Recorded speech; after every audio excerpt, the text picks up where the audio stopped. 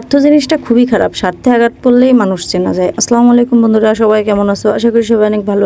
এই ভিডিওটা আমার কয়েকদিন আগের ভিডিও। বড় মাছ ভুনা করছিলাম। মাছগুলো সব খুব সুন্দর করে হলুদ লবণ মাখায় ভেজে নিব। আগে ফার্স্টে কড়াইয়ে তেল দিয়ে দিলাম, হলুদ লবণ মাখায় নিচ্ছিলাম। খুব সুন্দর করে মাছগুলো ভাজবো। আমি সচরাচর মাছ একটু কমই ভাজি, তারপরেও মাছটা অনেক বড় মাছ, আর যার জন্য রান্না করব সে ভেজেই রান্না করা পছন্দ করে, এই জন্য মাছগুলো খুব সুন্দর করে ভেজে নিচ্ছিলাম। প্লেসটা দেখলেই বুঝতে পারবে আসলে মাছটা কত বড় সাইজের ছিল। অনেক বড় সাইজের মাছ ছিল, আর আমি একটু বড় বড় করেই রাখছিলাম, বড় বড় করেই ভুনা করব। খুব সুন্দর করে হলুদ লবণ মাখাই নিলাম। মাছে নাকি হলুদ লবণ মেখে আগে থেকে রেখে দিলে মাছের তেল খুব কম টানে, এটা জানি না, কেউ জানলে অবশ্যই জানাবা। লবণ মাখানো শেষ, কড়াইয়ে তেলও গরম হয়ে গেছে। মাছগুলো এবার ভাজতে দিয়ে দিব। দেখো তেল অনেক গরম হয়ে গেছে, ধোয়া উঠতেছে। এই পর্যায়ে মাছগুলো দিয়ে দিলাম। মাছ দেওয়ার সময় সাবধানতার জন্য আমি খুন্তি দিয়ে দিচ্ছি।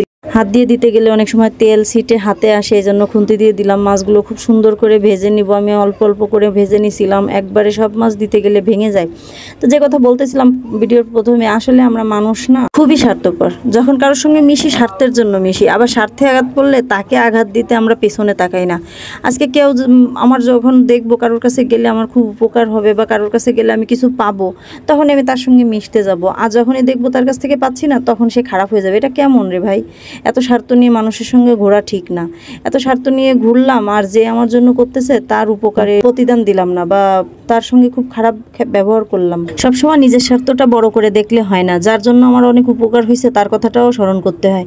আমার নিজের স্বার্থ ফুরাই গেল আর তার উপকারের কথা ভুলে গেলাম, এটা কেমন? আমরা আসলে মানুষকে আঘাত দিয়ে কথা বলার সময় আমরা স্মরণ করে রাখি না যে সে কতটা আঘাত পাচ্ছে, বা সে আমার জন্য এই পর্যন্ত কি করে আসছে। সময় একটা কথা মনে করে রাখতে হবে, আল্লাহ কিন্তু ছাড় দেয়, ছেড়ে দেয় না। আজকে হয়তো তোমাকে ছেড়ে দিচ্ছে, ছাড় দিছে, কালকে ঠিকই এটার প্রতিদানও তুমি পাবা। তো এরকম যদি সবাই একটু মনে করে রাখতো, তাহলে মনে হয় কেউ কারোর জন্য কষ্ট পাতো না। মানুষকে কষ্ট দেওয়ার আগে চিন্তা করা উচিত, যাকে কষ্ট দিচ্ছি তার কতটা কষ্ট লাগতেছে। আমরা না আসলে চিন্তা করি না, যাকে কষ্ট দেই তার কেমন লাগে কখনো চিন্তা করি না। নিজের স্বার্থের কথা সবসময় চিন্তা করি। তো দেখো আমার মাছগুলো খুব সুন্দর করে ভাজা শেষ। মাছগুলো উঠাই নিয়ে সেই তেলেই আমি পেঁয়াজ দিয়ে দিছিলাম, আর কিছুটা মাছের তেল ছিল দিয়ে দিলাম, আর পেঁয়াজ রসুন কাঁচামরিচ একসঙ্গে ব্লেন্ড করে নিয়েছিলাম। এটা কাঁচামরিচ জাস্ট 2-1টা দিছিলাম। আমি শুকনো মরিচের গুঁড়া দিয়েই মাছটা ভুনা করছিলাম। পেঁয়াজ রসুনটা খুব সুন্দর করে ভাজা ভাজা করে নিয়ে তার মধ্যে গুঁড়া মশলাগুলো দিয়ে দিলাম, মরিচের গুঁড়া, জিরার গুঁড়া, হলুদ গুঁড়া, আর লবণ তো আগেই দিছি। খুব সুন্দর করে মশলাটা ভুনা করে নিব। মশলা ভুনাই না, গ্রেভিটাই যদি একটু সুন্দর করে কষানো না হয় তাহলে একদম ভালো লাগে না, কারণ পেঁয়াজ ব্লেন্ড করে দেওয়ার পরে খুব ভালো করে না কষালে গ্রেভিটার টেস্ট আসে না। আমি 2বার করে পানি দিয়ে মশলাটা খুব সুন্দর করে কষাই নিছিলাম, আর মাছটা খেতে না অনেক সুন্দর লাগছিল। আসলে মাছটাও তাজা ছিল, বেশ ভালোই ছিল।